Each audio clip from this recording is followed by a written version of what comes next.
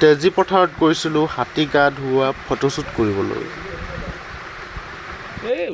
হাতীটোৰ নাম আছিলে সুমন। এই সুমনৰ মানে কেতিয়াবা মুডটো নাথাকে।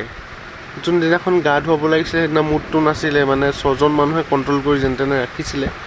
তাৰপৰা আজি গা ধুৱাবলৈ আনিলে আৰু তাকে মোকো মাতিলে দাদাহঁতে, মই আহিলোঁ ফটোশ্বুট কৰিবলৈ। ফটো দুখনমান ৰাতি বিহুৰ কাৰণে লাগে, ফটো দুখনমান মাৰিব আহিলোঁ। আপুনি যে দাদা, আপুনি এইফালে মোক কৰিলে অকণমান পিছলৈ গৈ লওক, তেতিয়া মাখিলতিকেইটা ভালকৈ আহিব দাদা।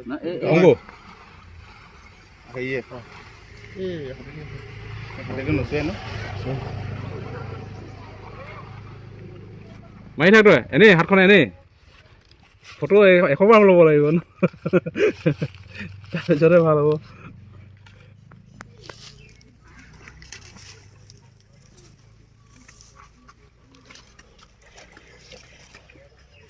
আকৌ চালাম চালাম।